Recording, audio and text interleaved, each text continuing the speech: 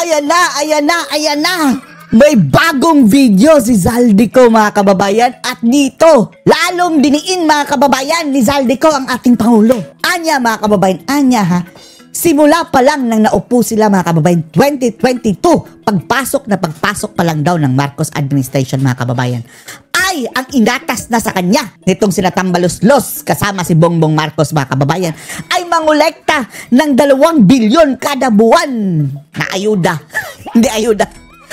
Nakurakot mga kababayan, 2 bilyon na kurakot kukolektahin ni Zaldico. Siya daw ang inatasan mga kababayan.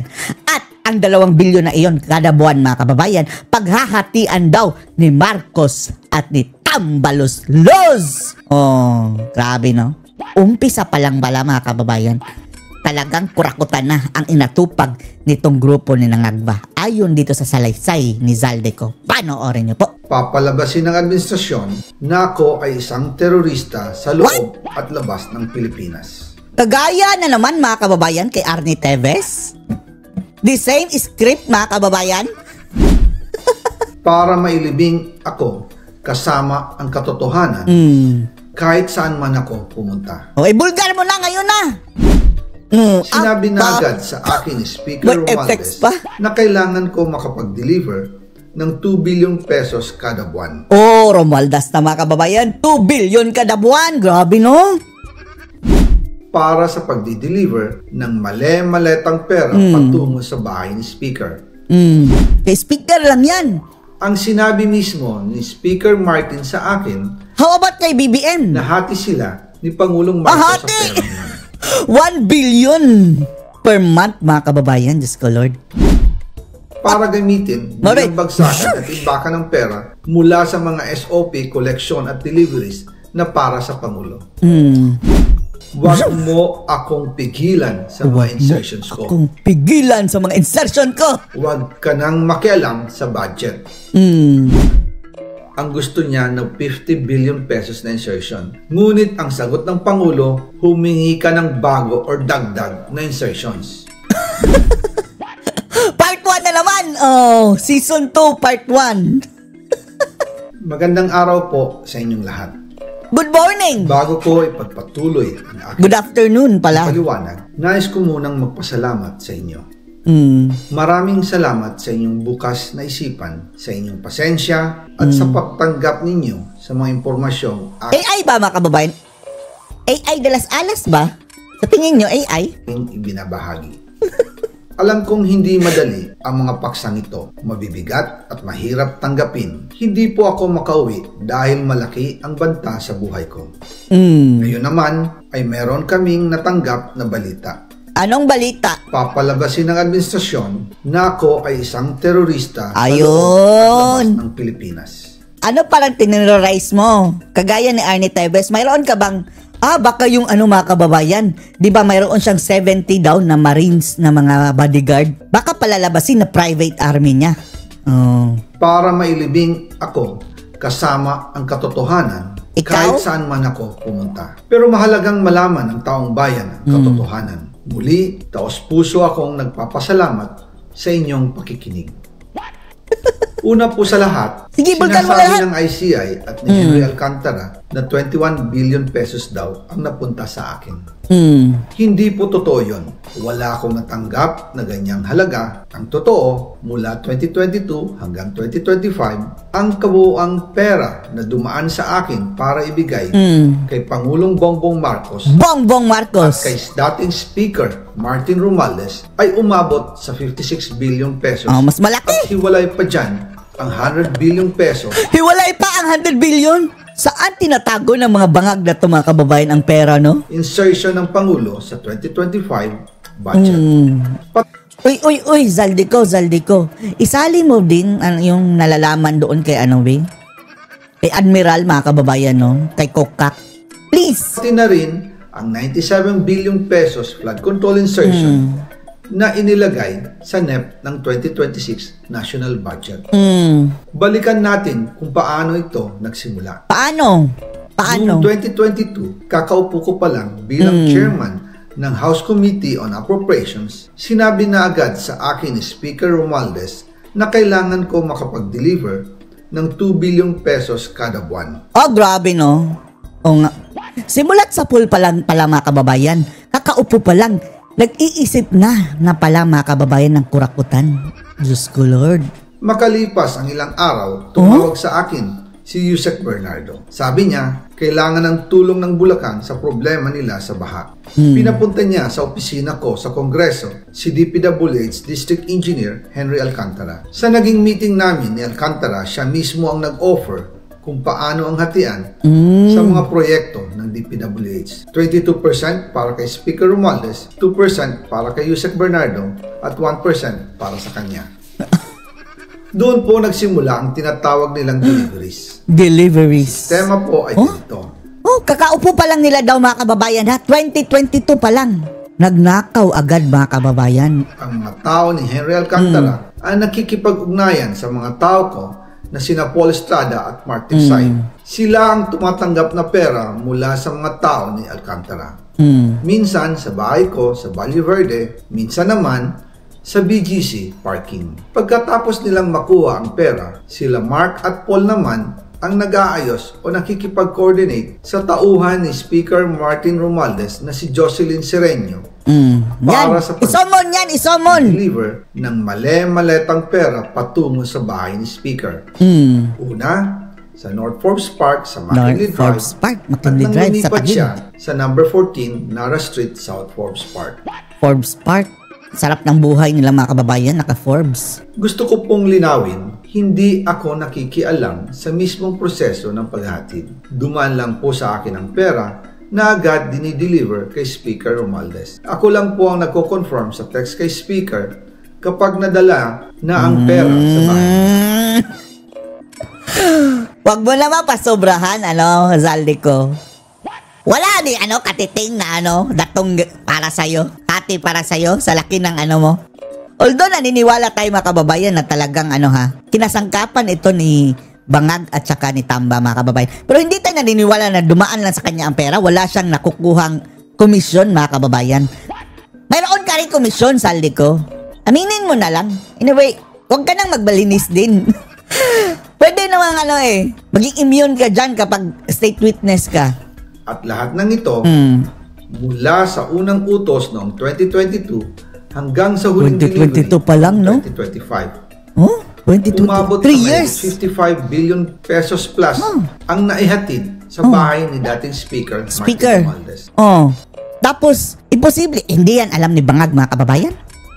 For 3 years, anong ginagawa ng kabangagan? Madalas hindi nabubuo hanggang para na lang kung sabi nga niya, hatian daw nila mga kababayan ni Romualdez at saka ni Bangag. Ang hihinging 2 billion pesos bawat buwan ni Speaker.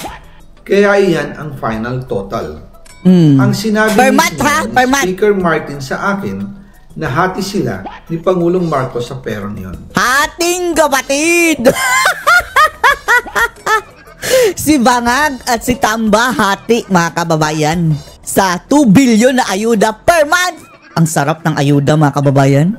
Ang listahan ng mga deliveries na ito, kung kailan, magkano, at saan dinala, ilalabas ko po kasabay ng video na ito. Sige! Noong November 2024, habang nasa proseso kami ng pagtatalakay ng budget, nakipag-meeting sa amin ni Speaker Martin, Sino? Yusek Jojo Cadiz. Sabi niya, masama raw ang loob ni Pangulong Marcos, wala raw siyang natatanggap na remittance. Remittance? Wow! Remittance ang tawag mga kababayan sa maleta. Bakit binuaya ni Tamba? Diyan pa lang mga kababayan, alam na ni Bangag mga kababayan. Whether or not tumanggap siya o hindi. Pero wala. Tumanggap yan mga kababayan. Alam ni Bangag. Nararapat lang na umalis na siya sa pwesto mga kababayan dahil hinayaan niya At dahil laging napapagalitan si Speaker Martin ng Pangulo mula Setyembre hanggang November, inutusan niya ako na mag-deliver ng 1 billion pesos para kay BBM. Wow! Ayon pa kay Yusek Jojo, 1 billion bilyones na paalam niya ito sa Pangulo. Ang utos sa kanya ng Pangulo ay mag-ingat at siguraduhin si Yusek Jojo lang ang maghahatid. Ang instruction po sa akin ni dating Speaker Martin Romualdez ay dalhin sa number 30 Tamarind Street, South Forbes Park at ibigay kay Yusek Jojo Cadiz dahil ito raw ang drop-off point na malapit sa bahay ng Pangulo. Forbes Park. Kaya pala mga kababayan, na dapat talagang si Kiko Barsaga doon nagrally sa Forbes Park. Sinabi rin po sa akin ni Speaker Martin Romualdez na si PBBM ang nag-utos sa kanya na bilhin ang bahay sa number 30 Tamarind Street para gamitin bilang bagsakan at O tama nga si Maharlika mga kababayan, ang daming biniling bahay. Yun pala, imbakan ng pera. Diyos ko Lord, imbakan ng pera lang. Nagalit na nga tayo, di ba? Dahil, ang dami niyong bahay, ang dami niyong bahay. Saan galing ang pera ninyo dyan? Pambili. Dahil 100 million, 500 million mga kababayan ang halaga ng mga bahay na yan. Tapos, nilalagyan pala ng bilyon-bilyon mga kababayan, Diyos ko. Accessories lang pala nila ang bahay. Sige, inyo na ang bahay, amin ang maleta. Yan pala lumalabas ang kanilang, mga kababayan? Galawan. Ang pera mula sa mga SOP, collection at deliveries na para sa Pangulo. Noong December 2, 2024, personal kong idineliver ang 200 million kay Yusek Jojo Cadiz sa number 30 Tamarind Street, South Forbes Park. Ayon sa kanya, dadalhin daw niya ito sa bahay ng Pangulo sa number 41 Nara Street, South Forbes Park. Kasunod nito, noong December 5, 2024, grabe, no? muli akong nag-deliver ng 800 million sa parehong address at yan mga kababayan, no? Ninakaw mga kababayan yan. Ninakaw yan nila galing sa taong bayan. Lord. Jojo Cadiz pa rin. Ay, nako. Sabi niya, yun naman ay dadalhin sa bagong bahay ng Pangulo sa South Forbes Park. Sa kabuuan, 1 billion pesos ang personal kong naihatid. Ako mismo ang nagbigay ng pera kasama siya mismo? driver at mga tauhan. At lahat ito ay base sa direktang utos ni Speaker Martin Romualdez. Bakit hindi pa nahuhuli si Romualdez mga kababayan? Ang sabi pag-aaralan pa daw. At dyan po nabuo ang kabuoang halagang 56 billion na ipinadala all in all mula 2022 hanggang 2025. Aside pa yan mga kababayan si Zaldico lang yan Ano pa mga kababayan, yung iba pang under the table na ginagawa nila? Yung sinasabing kay Romualdez, sabi ni VP Sara, sa illegal gambling mga kababayan. Grabe, walang kabusugan ng mga taong ito mga kababayan sa pera. Nilubos-lubos talaga mga kababayan. Pero kahit na i-deliver na ang 1 billion pesos para kay Pangulong Marcos at kahit na isama na rin sa 2025 budget ang 100 billion pesos insertion sa pamamagitan ng BICAM Committee, ayon mismo sa utos ng Pangulo, nagagalit pa rin daw si BBM. Kulang! Abangan ang part 2, animal.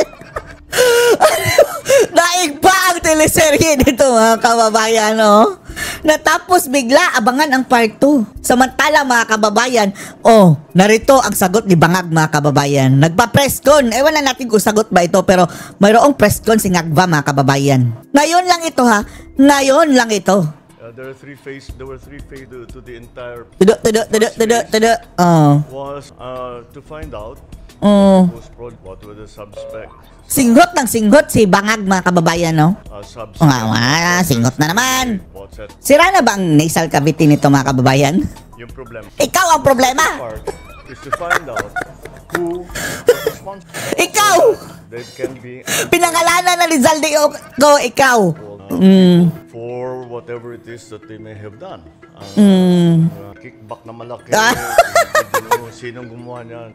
Ikaw ang gumawa niyan daw. The third part is what reforms are we institute? What did we learn from all of this? Hindi na kailangan ng reform. Ang kailangan namin, umalis ka, magre-reform ka, tapos andyan ka pa rin. From all of this catharsis you have to go through. Catharsis ka pa? One of the things, isa sa pinakamahalagang bagay na maliwanag na lumabas sa lahat ng may leaking ang ilong niya mga kababayan, Palaging may leaking mga kababayan. Sa lahat ng mga pangyayari ay nawalan tayo ng transparency. Under your watch. Under your watch. Ano ba ito mga kababayan? Nagre-reklamo siya. Bakit ganito? Bakit ganito? Bakit ganito? Sino ba namumuno dyan? Ako. Parang buntot mo, hila mo mga kababayan, Kumuha ng bato, pinokpok sa sariling ulo. Ang tao kung ano talaga ang pangyayari sa loob ng pamahalaan. Na ikaw ang nagpapatakbo. Ngas! Ay, nako. Kaya naman kung ano-anong ginagawa, walang nagsusumbong dahil hindi nakikita. Ninyo. Itong mga wrongdoers. Wrongdoers mo. Yung kanilang kalokohan. Mm. Dahil Nila o mo? silip ng pangkaraniwan na tao o kahit ng mga opisyal kuminsan. Kaya maalala ninyo, there was a case that a governor wanted to inspect a flood control project. Yung sa Ilocos. Bakit hindi nyo prioritize? Stratista, ayaw papasukin yung governor doon sa may pulis pa silang kasama. Pinigilan yung Bakit ang gobernador ba nag-i-inspect? Dapat ICI. how bad all of the transparency. That's bad. How bad are you? Kaya tayo nandito ngayon upang i-roll out, let me use that word, o the DPWH Transparency Report. And ito ay isang sistema na ating binuo upang kahit sino, hindi kailangan opisyal, kahit sino na kung nais nila maghanap na impormasyon tungkol sa isang project, tungkol sa project dun sa kanilang lugar, ay maaari nilang gawin. At ito po, yan yung, that is the Tapos mga kababayan, ang problema dyan, nakakalito. Hindi klaro mga kababayan. Ang dami po pang i-click dyan. Para ka naghahanap mga kababayan ng karayom doon sa stacks of hay. title page. And let us use, namili kami para madaling pag-demonstrate. Namili kami ng halimbawa. Itong Eliseo Trinidad Access Bridge Project sa Pampanga River. Kung titignan ninyo, gamitin nyo yung search bar, makikita ninyo agad sa portal ang implementing office, ang contractor, ang halaga ng proyekto, ang accomplishment, completion date, at yung report. Hoy, ngag. Mabuti pa gumawa kayo ng Facebook page in every region mga kababayan. In every region, gumawa kayo ng Facebook page at i-post nyo yan lahat per region mga kababayan. Kung pwede lang per municipality para madaling makita talaga ng tao. Kung dyan mga kababayan minsan nga hindi ka nakakapasok dahil etong mga website ng gobyerno mga kababayan, sobrang lag, sobrang bagal, pagong mga kababayan. Agad-agad, kung meron kayong tanong, may issue. Si Anton. Tungkol sa proyektong yan, pwede niyong pindutin ang report. Pindutin namin na yan. Kung saan maaari ninyong itag ang proyektong bilang completed, defective, duplicate, unfinished. Uy, bangag. Wala ba kayong trabaho? Trabaho mo yan kung i-inspect na completed ba o hindi yung mga proyektong iyan? Although nakakatulong ito mga kababayan, ito sumbong-sumbong, pero wala ba kayo yung actual mismo o wala ka ng maaasahang tao na magsasabi ng katotohanan dyan sa pag-inspect ng niyan, mga proyektong iyan? Dahil mga tao, alam ba natin, balay ba natin na parang kumpleto ng tingnan, pero pala mga kababayan, hindi pa pala kumpleto. Ang gobyerno ang may niyan mga kababayan, yung expert eye, kung kumpleto o substandard. Ay nako. Kung hindi naman, pwede ninyong makita ang ibang impormasyon pa tungkol sa proyekto tulad ng location data, kung nasaan, pati na may lagay natin sa mapa, ang location data, map view, at saka yung eksaktong location ng proyekto. Meron ding tab para sa procurement detail. Paano ba pinocure ang mga materials para dito? Kung saan naman yung presyo. Tingnan namin kung ba, overpriced ba? Baka overpriced na mga kababayan. Ang kontrata, mga petsa ng procurement activities, kailan yung mga buying doon sa mga sa gamit, kung kailan na-advertise, kailan pinabid, kailan inaward, at iba pang mga detalye ng mga kontraktor na lumahok sa bidding at ang mga winning bidder. Sino congressman yan? Meron naman sa Documents tab, Documents tab naman, maaaring ma-view o ma-download ang mga ito. Ito dahil ginagawa natin full disclosure, dahil karapatan na malaman ng lahat kung paano ginagastos ang pera ng bayan. Sige. Merong geotag na photo. Tingnan natin mga kababayan Tingnan natin kung talaga kompleto ito. Mula simula habang ginagawa. Sige, mas mabuti na rin ito mga kababayan. Pero mas maganda sana kung andito yun sa Facebook, no? Kasi yung mga ordinaryong tao mga kababayan, hindi na napupunta sa mga website. Sa Facebook na si-share. at hanggang matapos, may ghost project, madaling makita ito. Ito ay patunay na ang ating transparency ay may kasamang trace. Ang isa sa pinakamagandang feature ng transparency portal sa pagtutulungan ng DPWH, Philippine Space Agent at ang pribadong sektor, maaari nyo rin makita ang satellite na image. Wow, grabe yabang mga kababayan, oh. And then, sa tingin mo nga, makakalimutan na namin yung kinurakot nyo. Tapos na kayo mangurakot eh. Kung may makitang hindi... Kahit pa hindi na ito mangurakot mga kababayan for the rest of the term niya sa 3 years. Busog na. Oh, yan, alam natin yan mga kababayan. Yan ang kanilang game plan. For the first 3 years, dyan, lahat ng mga kababuyan, kababalaghan, gagawin natin. Dahil para sa second half ng ating termino, maglinis-linisan na tayo dahil mahirap na magnakaw ka sa for the last 3 years. Makikita. Mayroon pa daw silang enough na panahon mga kababayan na babangong muli. Tama o labag sa batas, aksyonan natin kagad. Aksyonan. Ito ay naisaat ng ating bayan. Kaya paulit-ulit kong sinasabi, lahat ng ating mga kapwa Pilipino, huwag kayong magdalawang isip ninyo. Sinumbong mga kababayan ang asawa ni Admiral. Asawa nito si Bangag, si Admiral Lisa. Sinumbong, tapos anong sabi nila? Wala. Dismiss agad mga kababayan. Initial sumbong pa lang. Dismiss agad. Namin kung talagang may problem. Para naman mas madali ang pagtatanong, meron tayong AI. Gumagamit na tayo. AI na salas. Nasasagot sa inyong specific queries sa Pilipino man, sa English. Dinisenyo ito. Itatanong nga natin, totoo bang gumagamit ng pulburon si Marcos? Para makatiyak. Tanong natin. Kahit hindi ka technical, madaling ayun. English at saka Pinoy at saka Tagalog. Halimbawa, gusto mong malaman ang mga proyekto kontra baha sa Kupang, Tinlupa. Kupang, Kakupal. ng portal na makalap ng lahat ng informasyon tungkol sa barangay na ito sa Muntinlupa. Kagaya niyan. Hindi. Ito. Dito sa... Hindi. Alright. Kung halimbawa naman, kayo interesado sa mga proyektong ipapabid pa lang, available naman sa portal na ito ang live streaming ng lahat ng ongoing procurement at ng DPWH. Nag-live na ba tayo dito sa... Ayan na. Wow, ang bida-bida. Kaya nag-live. Ayan, yung pwedeng manood sa... Ito na gagamitin na mga kababayan ang kasunod nito. At tumaas ang rating ni Bangag. Dahil sa kanya paglaban sa korupsyon, Diyos ko Lord. Gagamitin niya mga kababayan yung issue laban sa kanya para magpabango. Tapos, taas ang survey mga kababayan dahil ang naglabas ng survey of the research.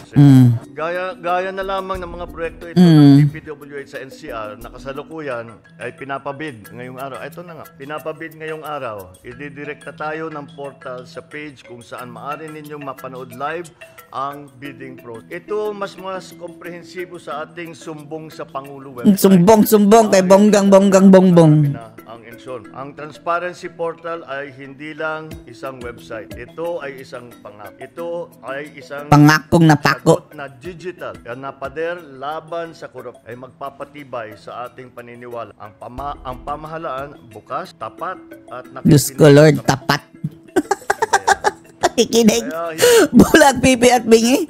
Ang sabi mo nga hindi ka apektado sa mga pressure daw mga kababayan sa pagtatrabaho. Ang sabi niya. Ang bawat Pilipino na makialam kayo, magtanong, mag-monitor. Gamitin natin ang bagong portal na ito. Magkasama natin itayo ang isang bagong Pilipinas, ayos, mas matibay na infrastruktura at buo ang tiwala ng tao sa... Wow, buo ang tiwala ng tao. Ano nga bang trust rating mo nga?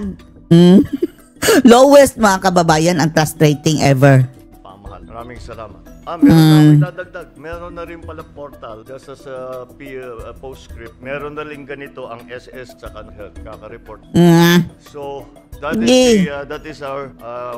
is one of the nanggaling sa aming natutunan. sa experience na ito. Experience pa.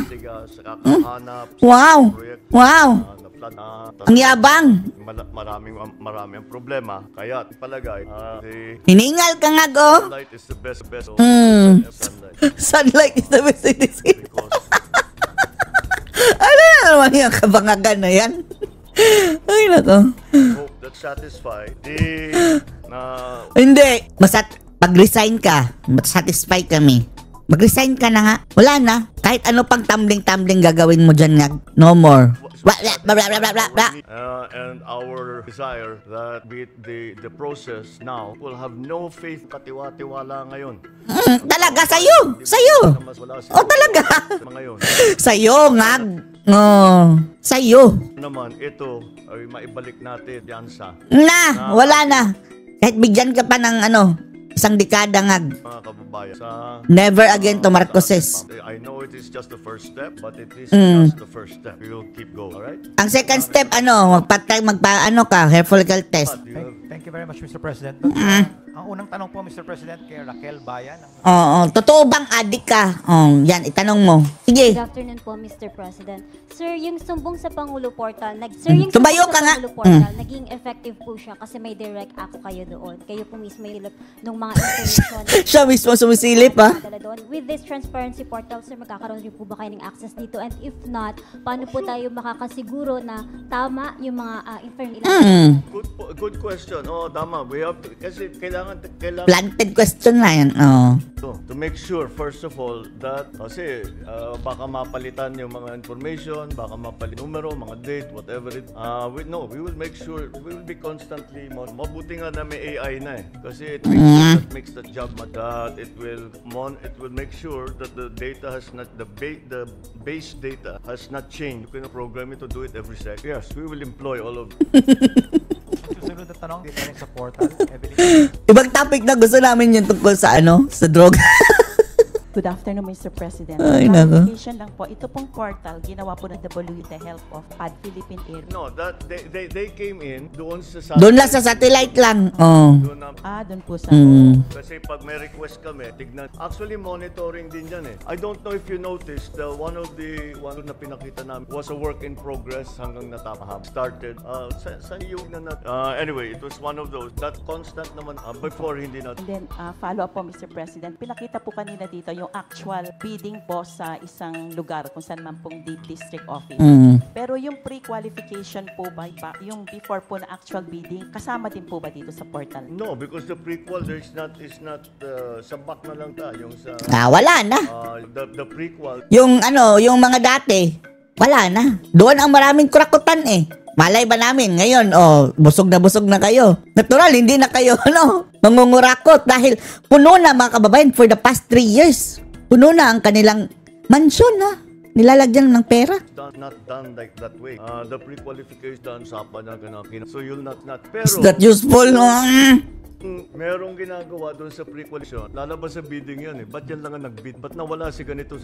Lalabas at lalabas. Mr. President, last question na lang po. Yung pong sinabi nyo kanina, nag-start po yung from anong agency, how much, sino po yung contractor, yung pang hanggang sa matapos, meron po tayo picture from start to finish. Pero na-consider din po ba ng DPWH na? Kasi po ito pong na-file natin ng mga cases sa Sandigan Bayan, kasama po sa mga issue na warrant of arrest, yung po sa mga district offices na mga ng planning, sila po yung tumitingin po actual sa mga project. Kasama po ba yun na kinonsider din po na pwedeng private na lang po yung parang mga PMO na ginagawa ng mga private po? Kung pwede. Hindi ko naintindihan. Hindi na intindihan. Ng planning, ng secretary. Sila po yung titingin kung ano po yung actual. Yun nga po, dito nga po nagka-problema. Hindi na intindihan. Na-consider po ba or pwede po ba natin i-consider na magkaroon ng mga engineers, yung mga PMO na tinatawag po, para maiwasan po yung maulit ito. Kasi po ang purpose ay maiwasan to, ma-resolve. So, pwede po bang ma-consider yun? Kasi po sa private, yun po ang alam kong ginagawa, Mr. President. Thank you po. Third party inspection. Hope it does. Hindi patagal pa. Gobyerno. Mr. President, the next question from Maricel. Sige, halili. Pasok. Sir, good afternoon. Good Sir, afternoon. on other issues, after the... Sige. sige. That Esber has voluntarily filed his resignation. Esber so spoke to the media saying that he was asked to resign. Why Sinibak. decide to let go of both Esber Samin and Secretary Pangandam? O, tingnan natin ha kung kakasuhan ba niya ito si Pangandaman at Subir sa amin mga kababayan. What does it say about the cabinet that Ginawa nilang ano eh. Pangandaman were Standard Sabinars. Wala na. Kasasabi mo nga lang na kailangan ng transparency. Bakit ikaw wala kang transparency? That's si Sekmina, her name was dragged in, so that Nasaan ang transparency mo nga? it make clear whatever is going on. We want to be sure wala na masasabi na Ano na naman ito mga kabangaga na ito mga kababayan. Time for 2 more questions. And Sige, bilis! Good afternoon, sir. Sir, how do you respond to the drug use accusation? Ayan na! Ayan na! Ayan na! Ayan na! No less than sister Ayan na! against you and the first fan. Sir, were you hurt by her accusations and how do you explain these claims to the public? Yes. Ayan na! Sagutin mo yan. Sagutin mo yan nga. matters. Family Matters ba yan drug test? Uy, Diyos ko. Uy, kailan naging Family Matters ang paggamit ng illegal na pulburon? Nga, kami ang apektado niyan eh.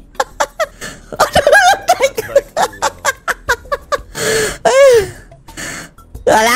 Or dirty linen. Wala na, utal-utal na. So I'll just say that Sige. for a while now we've been very worried.